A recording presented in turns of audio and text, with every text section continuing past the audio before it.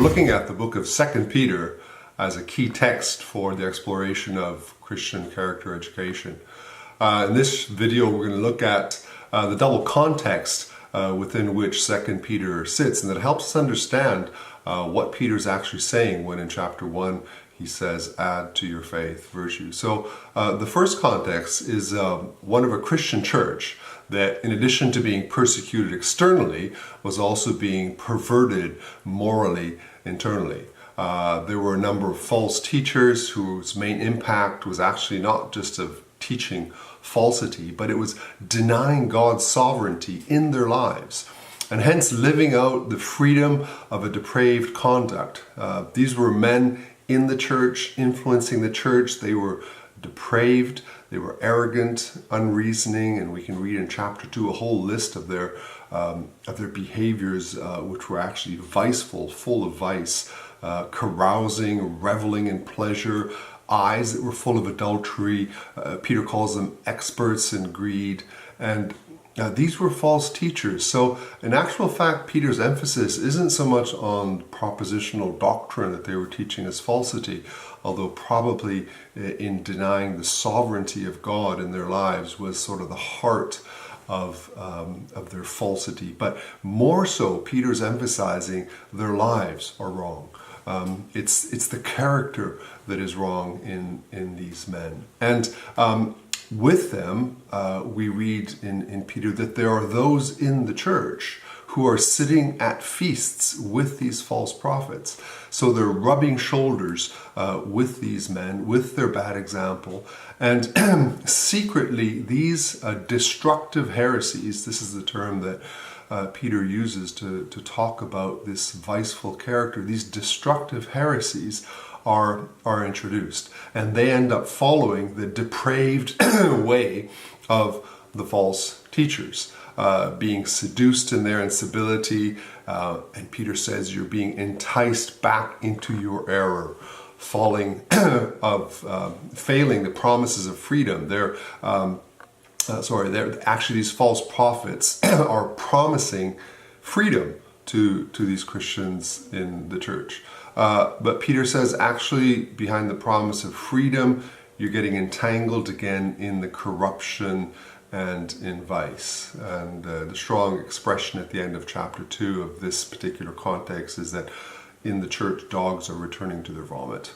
And the vomit is vice. It's this corrupt way of living that the false teachers were spreading within the Christian church. And Peter reminds them, he writes this letter to remind them, the essence of your Christian walk is to add virtue to your faith. There's, however, a second really important context to understand the message of 2 Peter. And this is the context of the classical culture in which the book is written. This classical culture, that one of the main components of the classical culture of the Greeks first and then of the Romans was the adherence to ethical lists. This was central to the project of human flourishing, where theory and practice should be meeting in these philosophies. Unfortunately, often they did not. So there was excellence in teaching, excellence in writing about these ethical lists. Oftentimes the practice was very different from what the philosophers had been teaching. A case in point, which actually brings us right into the context of 2 Peter, is the case of the Emperor Nero and of the Stoic philosopher Seneca. Interestingly, Peter is writing from Rome, the then capital of the classical world, and tradition says that Peter will later be martyred in Rome. And so we're around the year, maybe the late 60, probably 68 is one of the dates given to this epistle. And the years immediately preceding this are incredible years in the history of Rome. It is the incredible time of the reign of Nero. And now a lot has been written about Nero, a very controversial emperor, but certainly many would agree in seeing in Nero the villain of vice. Just to give you an example, he leveled most of Rome, and the burning of Rome, for which he's so famous, and which he later then laid the guilt on the Christians, and persecution set off because of that. Some say he initiated the burning. Well, whatever the case is, he's responsible for leveling most of the Rome of his time and building his own fabulous Domus Aurea, an incredible, huge palace and gardens, and very little is actually left of the Domus Aurea in Rome, except for the place where the artificial lake was built in Nero's Domus Aurea, and the place of that lake is actually where the Colosseum is now built.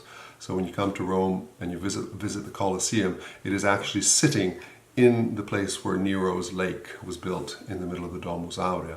So it is the time of the Emperor Nero, and Peter in Rome is seeing around him the vice that comes with an emperor like Nero.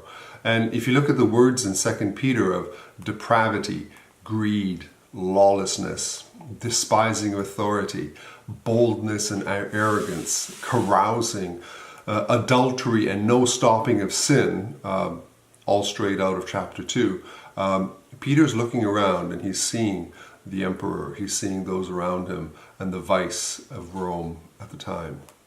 But it was also the time of Seneca. And if Nero is the hero of vice, Seneca could be pointed to as the hero of virtue. A Stoic philosopher, Seneca was actually the mentor of Nero.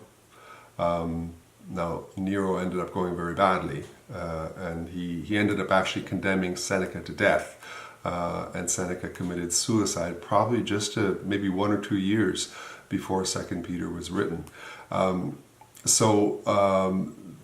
We have Seneca as this writer, and one wonders if Peter actually had come in contact with Seneca or with his writings. They were in Rome at the same time.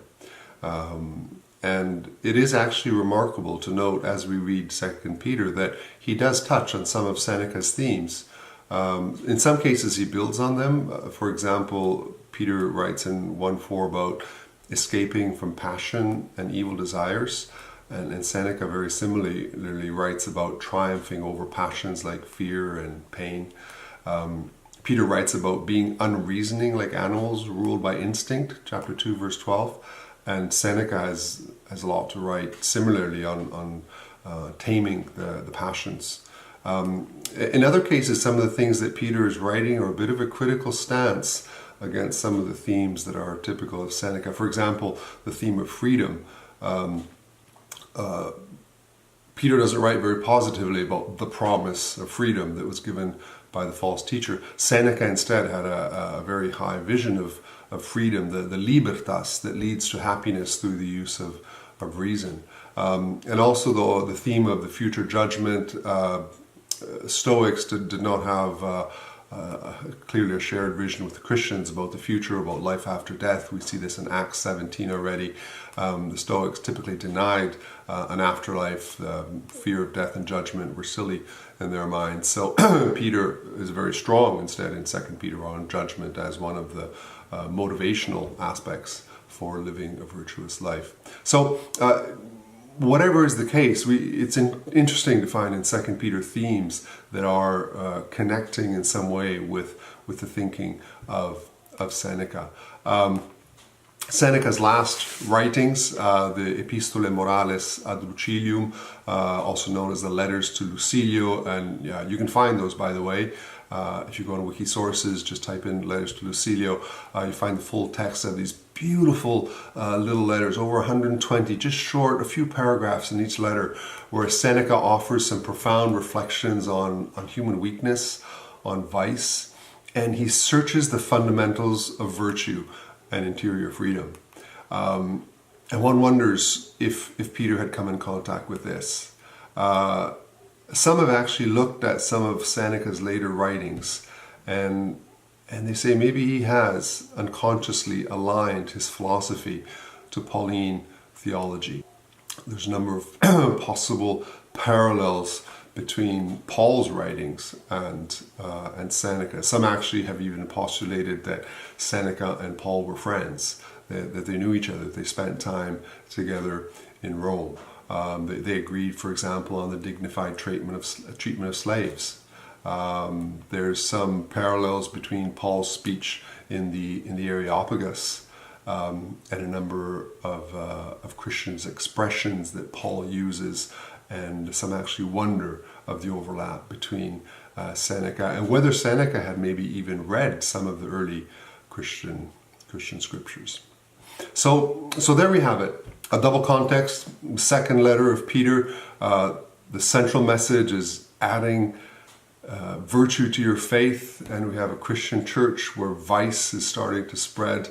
We have Rome, where we have on the one hand Nero, hero of vice, and Seneca, the hero of virtue. And in this context, Peter writes his letter, 2 Peter, add to your faith virtue.